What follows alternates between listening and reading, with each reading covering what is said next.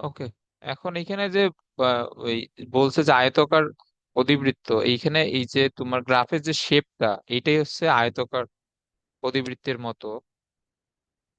তো এটা এমনিতে, এটা কিন্তু এটাও জেনে রাখবা যে এমসিকিউ এর জন্য এই শেপটাকে বলা হয় আয়তকার অধিবৃত্ত শেপ। আচ্ছা, এরপরে আরেকটা প্রসেস বাকি আছে, এটা হচ্ছে রুদ্ধতাপীয়।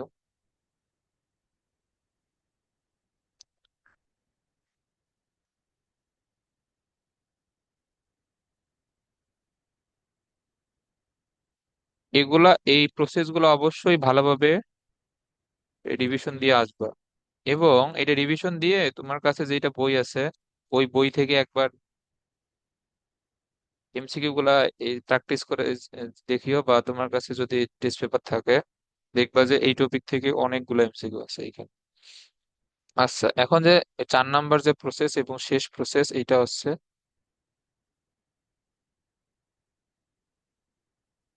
রুদ্ধতাপীয় বা এডিয়াবেটিক প্রসেস।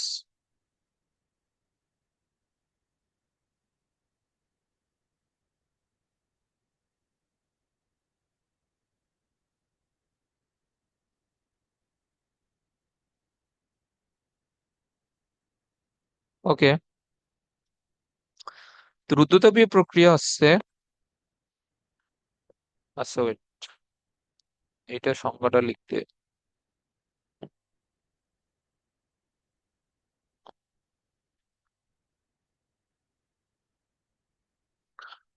তোমার রুদ্ধতাপীয়, এটা হচ্ছে তোমার সিস্টেমের সাথে কোনো ধরনের সংযোগ থাকবে না, মানে এই সিস্টেম থেকে কোনো প্রকার তাপ গ্রহণও এই যে সে করবে না, এবং সিস্টেমে কোনো ধরনের তাপ বর্জনও করবে না। তো সিস্টেমে যদি সে কোনো প্রকার তাপ আদান প্রদান না করে, তাহলে এ- এই প্রসেসের ক্ষেত্রে কোনটা এই জিরো হবে বলো তো?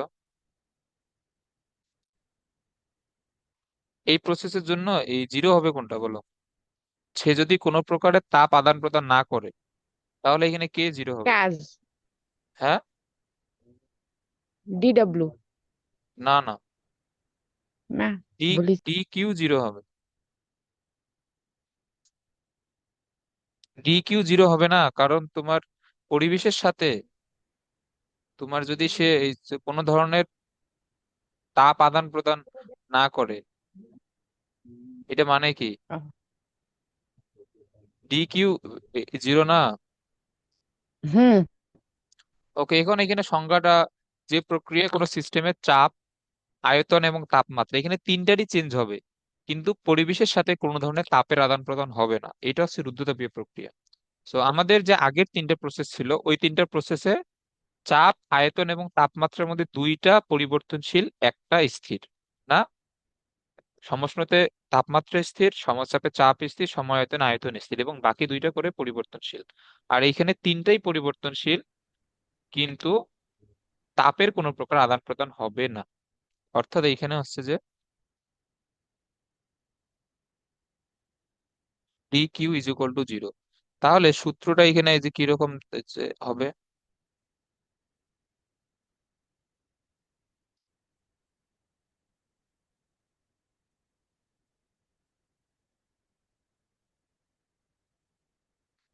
এরকম হবে না?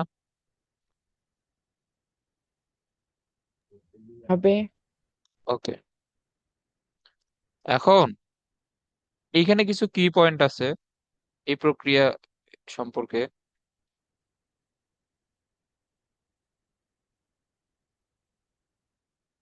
যখন ডি ইউ যখন পজিটিভ, তখন ডি ডাব্লিউ তখন কি হবে বলো তো? নেগেটিভ। হ্যাঁ, ডি ডাব্লিউ হবে নেগেটিভ। এটা মানে কি? এটার মানে হচ্ছে যখন সিস্টেমের অভ্যন্তরীণ শক্তি বৃদ্ধি পাবে, অর্থাৎ ডি ইউ পজিটিভ, তখন সিস্টেম পরিবেশের উপর কাজ করবে নাকি পরিবেশ সিস্টেমের উপর কাজ করবে বলো? পরিবেশ সিস্টেমের উপর কাজ করবে। হ্যাঁ, এগুলো কিন্তু এমসিকিউ তে আসবে, এগুলো ভালোভাবে এগুলো শিখে রাখতো তো।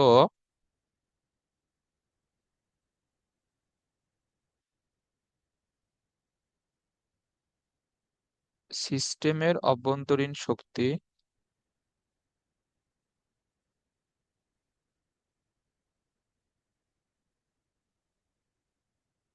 বৃদ্ধি পেলে পরিবেশ সিস্টেমের উপর কাজ করবে।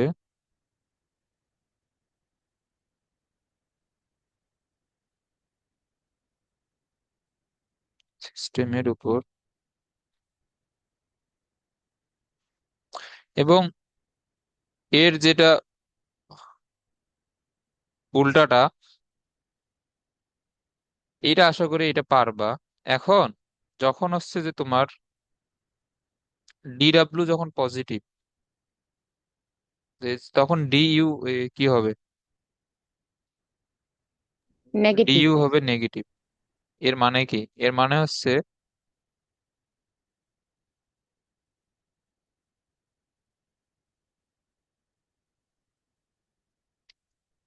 কাজ যদি ধনাত্মক হয় তাহলে কি হবে? সিস্টেমের অভ্যন্তরীণ শক্তি হ্রাস পাবে না? হ্যাঁ। ওকে, তো এইখানে মানে তোমার চারটা পয়েন্ট লিখে দেওয়া যায়। যখন DU positive, DU negative, DW positive, DW negative. So এত কিছু লেখার দরকার নাই। এখন এই এই দুইটা বুঝলে বাকি দুইটাও বুঝবা। সিস্টেমের অভ্যন্তরীণ শক্তি হ্রাস পাবে। আচ্ছা, এখন এর যে বৈশিষ্ট্যগুলো খেয়াল করো। এইখানে চাপ, আয়তন, তাপমাত্রা তিনটারই চেঞ্জ হবে। তাপের কোনো গ্রহণ বা বর্জন ঘটে না। এখন তাপের বা য- যখন কোনো গ্রহণ বা বর্জন ঘটবে না, তার মানে এটা আমাদের কোন ধরনের সিস্টেম বলতো? এটা হচ্ছে বিচ্ছিন্ন সিস্টেম। আমরা যে তিন ধরনের সিস্টেম পড়ে আসলাম না, বন্ধ, উন্মুক্ত, আর একটা হচ্ছে বিচ্ছিন্ন। বিচ্ছিন্ন সিস্টেম কি ছিল? পরিবেশের সাথে কোনো ধরনের ভর অথবা শক্তি কিছু বিনিময় করতে পারে না, এবং এটা এক ধরনের অন্তরক পদার্থ দ্বারা এইটা তৈরি। তো এইখানে তোমার ডিকিউ জিরো হলেও অবশ্যই ডিইউ এর চেঞ্জ হবে, কাজ সম্পাদিত হবে, এবং এই যে এটা একটা দ্রুত প্রক্রিয়া, এটা সৃজনশীলের জন্য লাগবে। আর আমাদের ধীরগতির প্রক্রিয়া ছিল কোনটা? সমষ্ণ প্রক্রিয়া। আর এই প্রক্রিয়ায় পাত্রটা অবশ্যই কুপরিবাহী হইতে হবে, অথবা ইনসুলেটর, মানে যেটা কোনো ধরনের তাপ আদান প্রদান করতে পারবে না। যেমন কাঠ হইতে পারে, তারপরে আরো অন্যান্য, তারপরে মাটি হইতে পারে। এমন এই কিছু পদার্থ আছে যারা তাপ আদান প্রদান করতে পারে না, এবং এই প্রক্রিয়া বয়লের সূত্র মেনে চলে না। এটা একটু জেনে রাখবা। এবং এ সূচক চিত্রে সমষ্ণ প্রক্রিয়া সূচক চিত্র অপেক্ষা খাড়া হয়। এখন এই জিনিসটা হচ্ছে যে এটার একটা যে প্রমাণ আছে, আমরা এটা নেক্সট ক্লাসে শিখবো।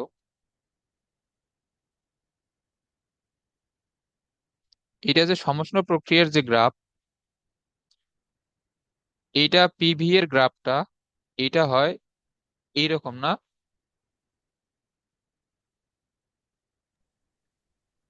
আর হচ্ছে যে রুদ্ধতাপীয় প্রক্রিয়ায় পিভি এর যে গ্রাফ,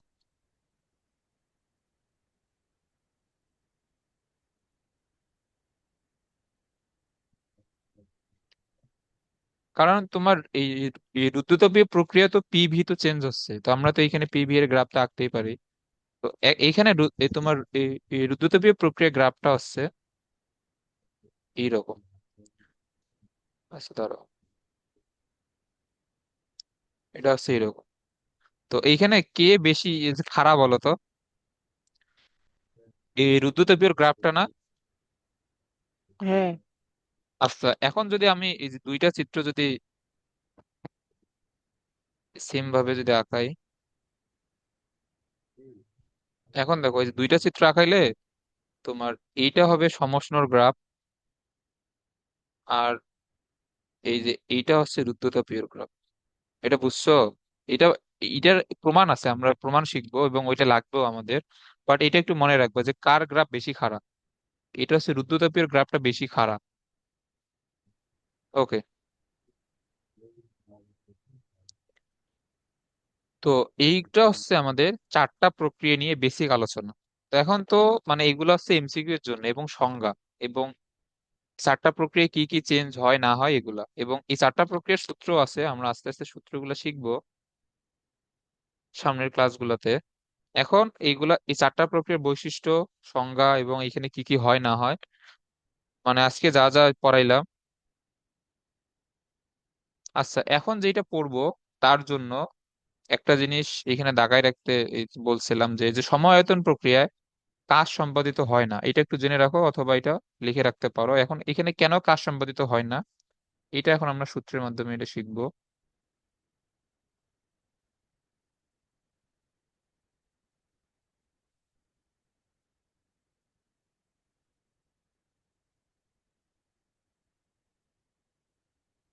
এটা হচ্ছে গ্যাস প্রসারণে কৃত কাজ। ওকে, আমি এখানে কোনো প্রমাণ টমাণ শিখাবো না, কারণ এইগুলা, এই যে প্রমাণ শিখা মানে টাইম লস।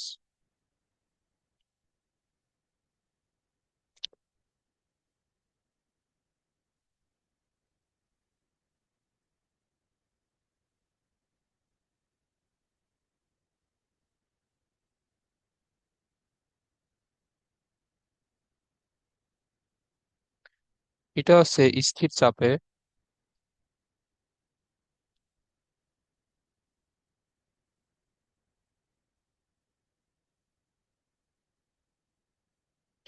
কোনো গ্যাসের আয়তন টিভি পরিমাণ বৃদ্ধি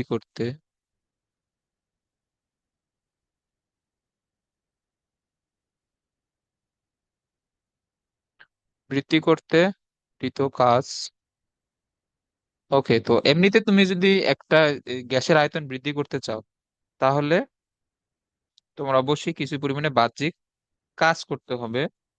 তো এই পরিমাণ, এই যে তোমার যে পরিমাণ কাজ করতে হবে, এটা কাজের সূত্র হচ্ছে তোমার যে চাপটা ইন্টু ডিভি। এইটার আমাদের বইয়ে এই যে প্রমাণ আছে ইন্টিগ্রেশনের মাধ্যমে, সো ওইটা শিখে আমাদের কোনো লাভ হবে না আসলে। তোমার এইটা জাস্ট মাথায় রাখলেই হবে। ওকে, এইটা এখন, এই যে দেখো, এটা হচ্ছে তোমার গ্যাস প্রসারণে এই যে কৃত কাজের সূত্র, W is equal two P into DB. তুমি যে সূত্রটা মাথায় রাখবা, এখানে বইয়ে যে প্রমাণ আছে ওইগুলো দেখার কোনো দরকার নেই, তোমাদের সূত্রটা মাথায় রাখলে হবে। এবং সূত্রটা একটু দেখে রাখো, W is equal two P into DB. তো এইখানে এই যে খেয়াল করো, যে ডাব্লিউ ইজ ইকুয়াল টু যদি পি ইন্টু ডিবি হয়, এখানে ডিভি কি, ডিবি হচ্ছে আয়তনের পরিবর্তন না, ডিবি হচ্ছে আয়তনের পরিবর্তন। ওকে, তাহলে সময় আয়তন প্রক্রিয়া মানে কি আয়তন স্থির, তাহলে কি আয়তনে কোনো পরিবর্তন হবে? উম, না।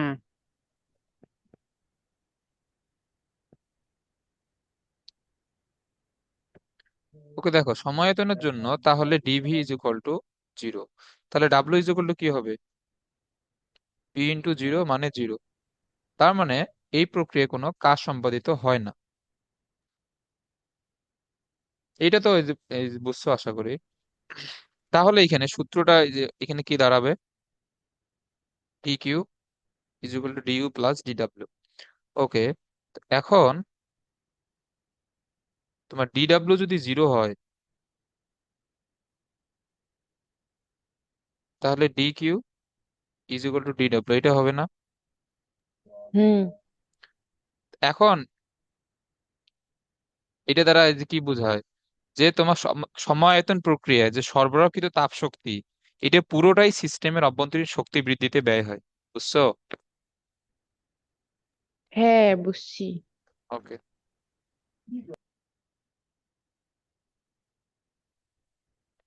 তাহলে সমায়তন প্রক্রিয়ায়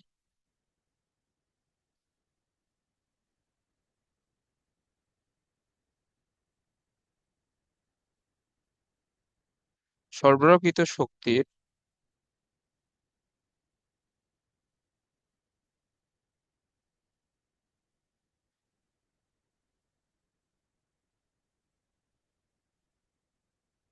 পুরোটাই সিস্টেমের অভ্যন্তরীণ শক্তি বৃদ্ধিতে ব্যয় হয়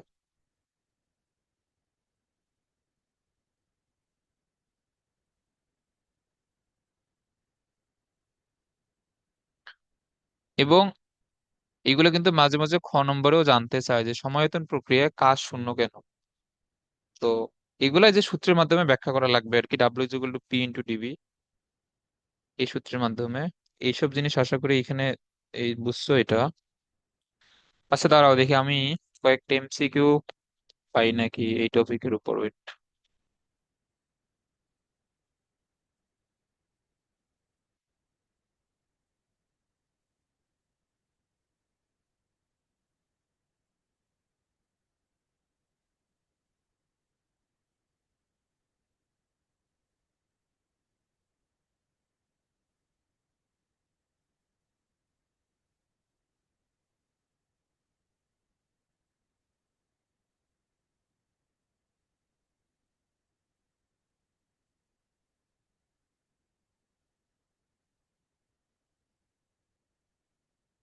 তো দাঁড়াও আমি কয়েকটা এমসিকিউ নিয়ে আসি, আজকে আর অন্য টপিকে না যাই। আরো বেশ কিছু টপিক ছিল।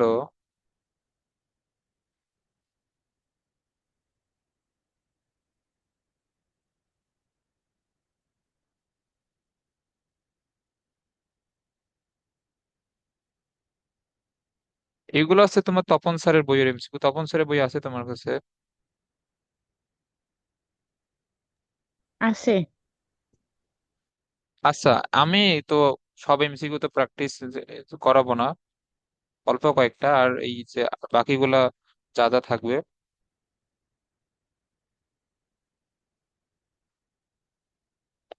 আর বাকিগুলা যা যা থাকবে ওগুলা তুমি অবশ্যই ওগুলা এই যে তোমার নিজে প্র্যাকটিস করা লাগবে।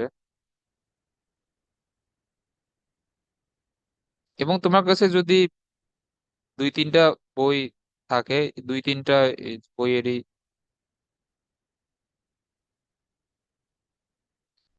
মানে যেগুলো শর্ট প্রশ্ন আছে বা এমসিকিউ আছে এগুলা, যে মানে প্র্যাকটিস করবা যদি সময় থাকে। সময় না থাকলে একটা বই এনাফ।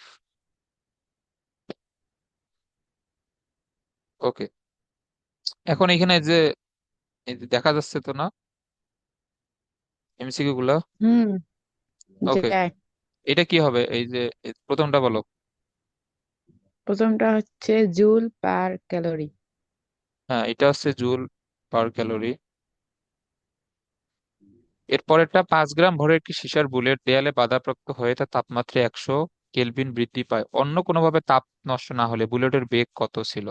কালকে আমরা এই টাইপের একটা ম্যাথ করছিলাম, এখানে কোন সূত্র ইউজ করা লাগবে বলো তো দেখি। S del theta. হ্যাঁ, হুম, এম এস ডেল থিটা সমান কি হবে? ওটাই তো।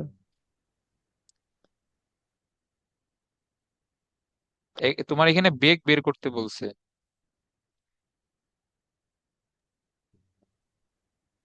এখন হাফ এমবি স্কোয়ার, ওটাই তো। হ্যাঁ, এটা is equal to half m v square. তো এখন তো এখানে এম এম বাদ, এস কত দেওয়া, এস দেওয়া 125, ডেল থিটার মান কত দেওয়া 160 কেলভিন, হাফ, আর এইখানে ভি স্কোয়ার। তো এখন যদি এটা তো বের করো, এটা কত আসবে, 125 ইন্টু 160 ইন্টু 2, তারপরে স্কোয়ার, এটা আসে 200। ওকে, এরপরে এটা পড়ো। একটি জলপ্রপাত 900 মিটার উঁচু, যদি ধরা হয় পতিত পানির এই গতিশক্তির অর্ধেক তাপে পরিণত হয়, তাহলে তাপমাত্রা বৃদ্ধি কত হবে? ওকে, এখন এই ম্যাথটাতে একটু ট্রিক আছে, আমি বলি। এই যে ধরো যে এটা পাহাড়, এখন এই যে তোমার পাহাড়ের তোমার এইখান থেকে তোমার এই পানি এসে এখানে পড়তেছে। এখন তুমি তো এখানে এর হাইট দেওয়া হচ্ছে 90 মিটার, না, না সরি 900। এই যে এই পয়েন্টে পানির যে তুমি গতিশক্তিটা পাবা, মানে পাহাড়ের পাদবিন্দুতে, ওই পয়েন্টে যে তোমার গতিশক্তি, এই এই গতিশক্তির অর্ধেক তাপে পরিণত হচ্ছে। তার মানে তোমার পানির যে মোট গতিশক্তি হাফ mv², এইটার অর্ধেক, এখানে এইটার অর্ধেক সমান কি হবে? ms ডেল থিটা, মানে কিউ এর মান হবে। এটা বুঝছো? হুম ওকে। এখন তুমি তো হাফ mv² মান বা বেগের মান তো তুমি জানো না। এখন হুম তোমার যদি 9-10-এর কিছু কনসেপ্ট মাথায় থাকে, এখন এই যে ধরো এটা এ পয়েন্ট, এটা বি পয়েন্ট। এ পয়েন্টে তোমার মোট এই গতিশক্তি বি পয়েন্টে মোট mgh এর সমান হবে।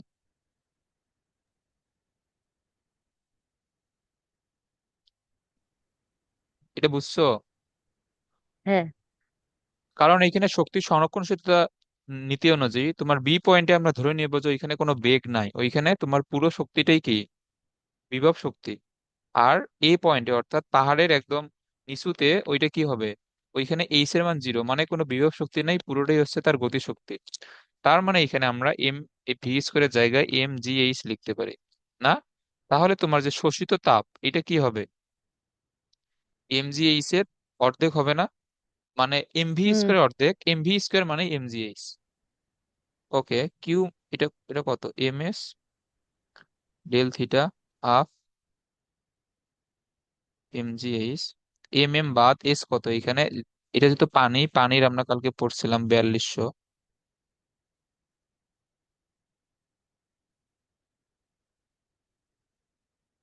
এইচ কত? 900।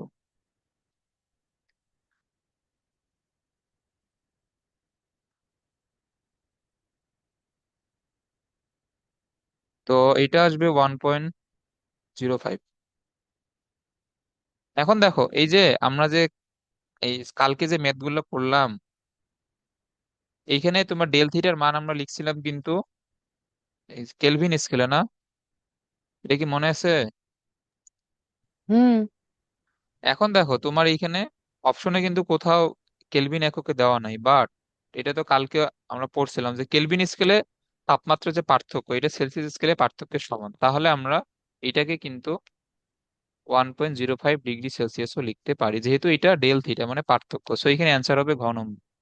সো এইটা অবশ্যই মাথায় রাখতে হবে, কারণ তোমার অ্যান্সার আসবে এই কেলভিনে, বাট এখানে দেখো অপশনে কিন্তু কোথাও কেলভিন দেওয়া নাই। ওকে, এখন এইটা তুমি নিজে থেকে এর অ্যান্সার বলো দেখি, 4 নম্বরটা। এটা হচ্ছে গ নাম্বার। চামচের অন্তঃস্থ গরম চায়ে ঠান্ডা চামচ যদি ডুবানো হয় চামচের অন্তঃস্থ বৃদ্ধি পাবে, হ্যাঁ।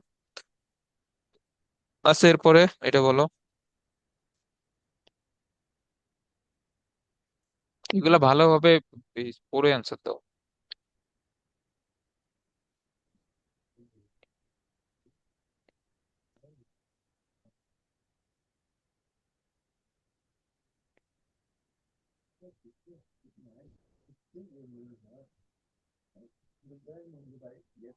ক নাম্বার।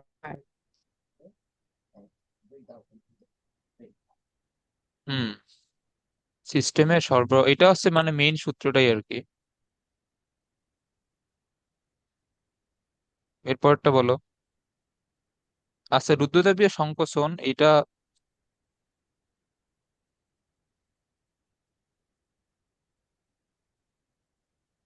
আচ্ছা দেখো, এইটা আমি একটু এটা বুঝাই।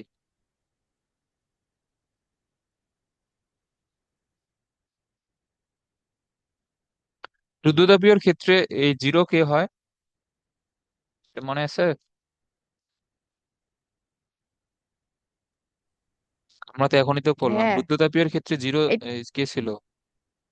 D q. dq0। তাহলে মেইন সূত্রটা ছিল এরকম, du+dw,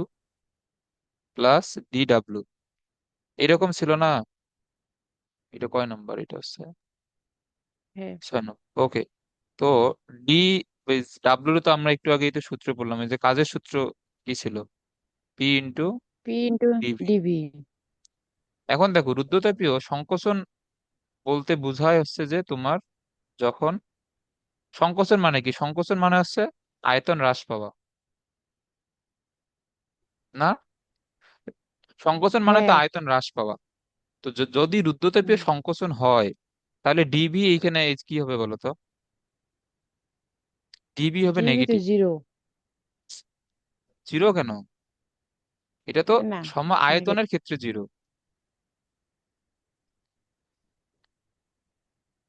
ডিভি কখন জিরো? সম আয়তনের জন্য। রুদ্ধতাপীয় ক্ষেত্রে তো ডিভি জিরো না। হ্যাঁ। সংকোচন মানে হচ্ছে আয়তন হ্রাস পাওয়া। যখন বলবে রুদ্ধতাপীয় প্রসারণ, মানে কি আয়তন বৃদ্ধি পাইছে। সংকোচন মানে আয়তন হ্রাস পাইছে, বুঝছো? হ্যাঁ। তাহলে যেহেতু সংকোচন, তার মানে কি আয়তন পূর্বের তুলনায় হ্রাস পাইছে। আয়তন যদি পূর্বের তুলনায় হ্রাস পায়, তাহলে আয়তনের পরিবর্তন কি হবে? ধনাত্মক হবে না ঋণাত্মক হবে? ঋণাত্মক। হ্যাঁ। তাহলে ডিভি হবে নেগেটিভ। এটা আশা করি এটা বুঝছো। তো ডিভি যদি নেগেটিভ হয়, তাহলে ডিডব্লিউ এই কি হবে বলো তো? ওইটাও নেগেটিভ। ডিডব্লিউ হবে নেগেটিভ। ওকে। এখন এইখানে খেয়াল করো, তোমার সূত্র হচ্ছে DU plus DW is equal to zero. এখন তোমার এখানে ডিডব্লিউর মান এই কত হবে এই প্রশ্ন অনুযায়ী? -350 জুল হবে। এটা কি বুঝছো? ওই যে মাইনাস হ্যাঁ। এই 350 হবে এটা। বুঝছো এটা? না। এইখানে দেখো, এখানে বলছে যে 350 জুল কাজ সম্পাদিত হয়, মানে তোমার কাজের পরিমাণ হচ্ছে 350 জুল। এখন এটা পজিটিভ হবে নাকি নেগেটিভ হবে? এই যে ডিডব্লিউ যে নেগেটিভ ও, হবে, এটা কি এই বুঝো নাই? আমি তো বুঝাইলাম এই যে ডিডব্লিউ এবার যে বুঝছি। নেগেটিভ হবে। বুঝছি, বুঝছি। ওকে, সো ডিডব্লিউ যদি নেগেটিভ হয়, তাহলে ডিইউ এর মান এই কি হবে বলো তো? ডিডব্লিউ যদি -350 হয়, তুমি এইখানে যদি ডিডব্লিউ এর মান -300 বসাও, তাহলে ডিইউ কত হবে? +350। হ্যাঁ, ডিডব্লিউ হবে +350। তাহলে এটা অ্যান্সার কত? অ্যান্সার হচ্ছে গ নম্বর। ওকে। গ্যাস কর্তৃক কৃতকাজ সম্পন্ন হলে নিচের কোনটি প্রযোজ্য? এইখানে আসলে তোমার এটা একদম ক্লিয়ার করে দেওয়া উচিত ছিল যে এটা হচ্ছে রুদ্ধ তাপীয় প্রক্রিয়া। এটা কয় নাম্বার? 7 নাম্বার না? 7-এর অ্যান্সার কত? ক। 7-এর অ্যান্সার হচ্ছে ক। আয়তন বৃদ্ধি পায়। উম, গ্যাস কর্তৃক কৃতকাজ সম্পন্ন হলে। এটাই তো আয়তন বৃদ্ধি আচ্ছা। আচ্ছা, এটা যে আয়তন বৃদ্ধি পায় যে বললা, এটা কিভাবে বললা এটা যে আয়তন বৃদ্ধি পায়? আমি বলছি যে যে কঠিন তরল বায়বীয় ক্ষেত্রে না, না, না। আয়তন। কঠিন তরল বায়বীয় এখানে আসবে না। এখানে তোমাকে 4টা প্রসেসের মধ্যেই এখানে চিন্তা করা লাগবে। এখানে কোনো ধরনের কঠিন তরল বায়বীয় আসবে না। আচ্ছা, ওয়েট, আমি বুঝাইতেছি। একটু আগে আমরা যে এই আমরা যখন মেইন সূত্রটা যখন এই পড়তেছিলাম যে এই কোন ক্ষেত্রে ডিডব্লিউ প্লাস হবে, কোন ক্ষেত্রে মাইনাস হবে। ডিডব্লিউ কোন ক্ষেত্রে প্লাস হয় বলো তো? অভ্যন্তরীণ শক্তি নেগেটিভ হলে। না, না। তাহলে কি? ডিডব্লিউ উম, হচ্ছে যে এই যে দেখো, এই পেজে যে লেখা ছিল, এই পেজে যে লেখা ছিল যে যখন ডিডব্লিউ কখন পজিটিভ, সিস্টেম যখন বাইরের পরিবেশের উপরে কাজ করবে, না? আর হ্যাঁ। যখন পরিবেশ সিস্টেমের উপর কাজ করবে, তখন হচ্ছে ডিডব্লিউ নেগেটিভ। তো এখন তোমাকে এটা দিয়ে এখানে চিন্তা করতে হবে। এখন খেয়াল করো, এইখানে যে তোমার 7 নম্বরে যেটা বলছে, গ্যাস কর্তৃক কৃতকাজ সম্পন্ন হলে, মানে গ্যাস হচ্ছে তোমার সিস্টেম। সিস্টেম যদি কাজ করে, তখন এই যে ডিডব্লিউ তখন এই কি হবে? সিস্টেম যদি কাজ করে, পজিটিভ। হ্যাঁ, ডিডব্লিউ পজিটিভ। এখন তোমার ডিডব্লিউ মানে কি? পি ইন্টু ডিভি, এইটা পজিটিভ। পি এর মান তো তোমার সবসময় তো যে তোমার ধনাত্মক, কারণ পি তো একটা তোমার নির্দিষ্ট চাপের মান। তো পি ইন্টু ডিভি কখন পজিটিভ হবে? যখন আয়তনের পরিবর্তনটা পজিটিভ হবে। বুঝছো? হুম। তাহলে ডিভি পজিটিভ মানে কি? আয়তন বৃদ্ধি পায়। So, তুমি যেভাবে ভাবছো ওইটা আসলে মানে মানে যে নিয়ম তুমি ওই নিয়মে হয়তো ভাবো নাই, বাট অ্যান্সার হয়েছে। তো অ্যান্সার মিললে তো হবে না, তোমাকে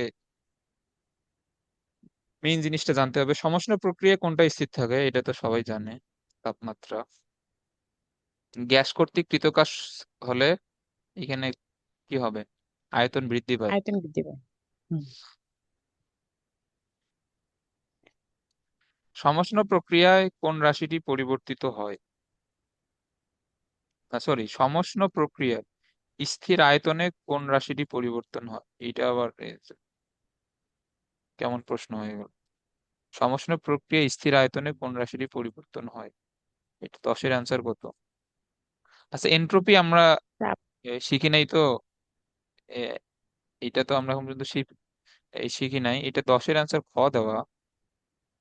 এনট্রপি স্থির আয়তনে এখানে চাপ হওয়ার কথা, মানে আমরা এখন পর্যন্ত আচ্ছা এটা তো এটা এনট্রপিও হবে, বাট আমরা তো এখন পর্যন্ত শিখি নাই এনট্রপি, তো এটা আপাতত থাক।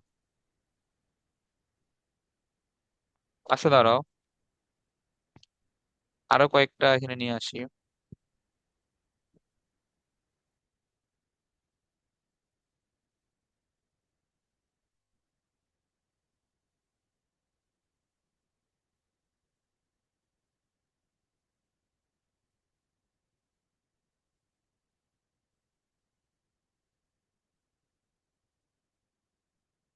এই চ্যাপ্টারের এই যে তোমার প্রক্রিয়াগুলা এই থেকে যেগুলো আসে এমসিকিউ, ওইগুলা কিন্তু খুবই মানে টাফ লেভেলের এমসিকিউ হয়। সো এগুলো অনেক কিছু ভেবে টেবে এগুলা অ্যান্সার করবা।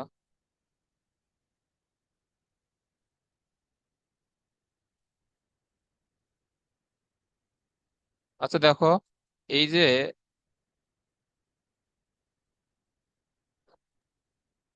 এগুলো তো সহজ।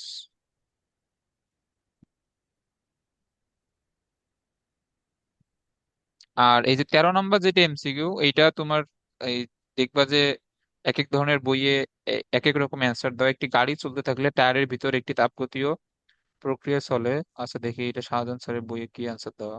এটা দেওয়া আছে সময় আয়তন প্রক্রিয়া। এটা দেখবা যে অনেক বইয়ে রুদ্ধতাপীয় দেওয়া।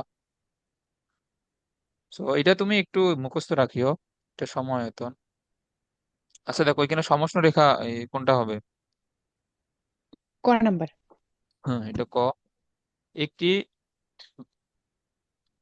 একটি আদর্শ গ্যাস তাপ অন্তরক, অন্তরক মানে কি?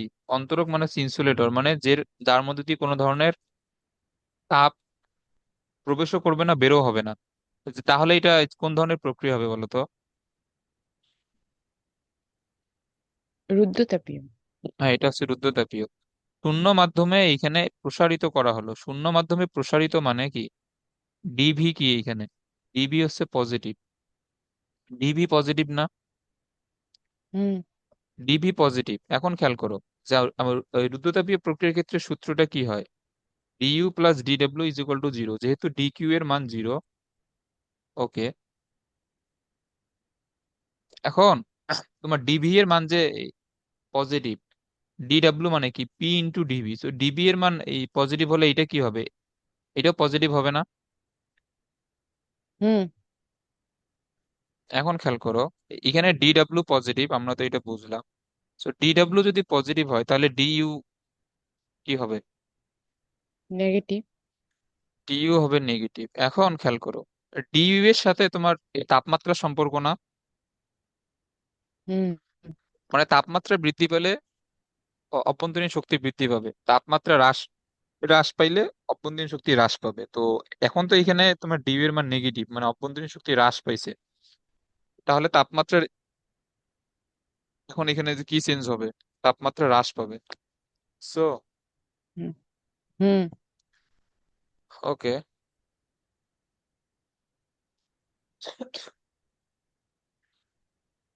আচ্ছা wait.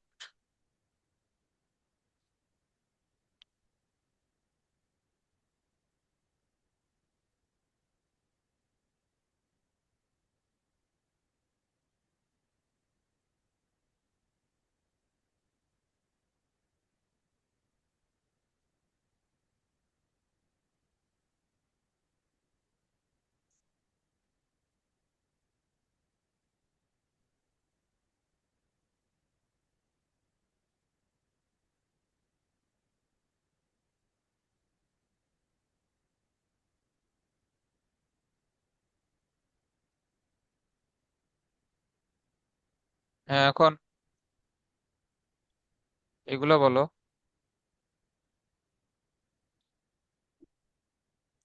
এইখানে তোমার যে বলছে যে ডিকিউ এর মান যখন 5 জুল, এ থেকে বিতে অন্তঃস্থ শক্তির পরিবর্তন এইখানে কত, দেখো এ থেকে বিতে তোমার ডিডব্লিউ এর মান, এটা দেখা যাচ্ছে কিনা, এটা 2 জুল দেওয়া। তো ডিকিউ এর মান তোমার যদি হয় 5 জুল, তাহলে সূত্র অনুযায়ী ডিইউ এর মান এখানে কি হবে, 5 - 2 হবে না, হ্যাঁ, is three. Equal to 3 joule. Okay, যদি 3 অবস্থায় সিস্টেমের অন্তঃস্থ শক্তি ইউ এ, ইউ বি এবং ইউসি হয়, তাহলে কোনটা সঠিক? এখন এইখানে তোমার যেটা এখানে খেয়াল রাখতে হবে, যে তোমার টেম্পারেচারের এই জিনিসটা খেয়াল রাখতে হবে। বি তে টেম্পারেচার 80°C, সি তে টেম্পারেচার 80°C। তো তাপমাত্রা যদি এই যে এই দুইটা সমান হয়, তো তো এই দুইটার অভ্যন্তরীণ শক্তির কি কোনো পরিবর্তন হবে বি এবং সি এর মধ্যে? না। তার মানে ইউবি ইজ ইকুয়াল টু ইউসি। এখন বি এবং সি এর টেম্পারেচার এ থেকে বেশি, এর 20°C, তাহলে এ এর অভ্যন্তরীণ শক্তি বি এবং সি এর থেকে কম হবে। এটা বুঝছো? হ্যাঁ, বুঝছি। তাহলে এখানে এখানে অ্যান্সার হবে কোনটা, যে U C is equal to U B is hmm. Is greater than খ ইউ এ, এটা নম্বর। হচ্ছে খ নম্বর। বুঝছো এটা? হুম। হ্যাঁ, বুঝছি। ওকে। আচ্ছা, বায়ু মাধ্যমে শব্দ সঞ্চালন, এইটা হচ্ছে মুখস্থ রাখবা। এইটা, এটার অ্যান্সার কত? এটার অ্যান্সার হচ্ছে রুদ্ধতাপীয়।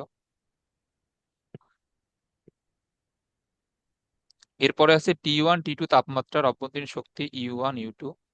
এই যেখানে T1 is greater then T2, তাহলে অবশ্যই কি হবে, u 1 is greater than u 2 হবে না? হ্যাঁ।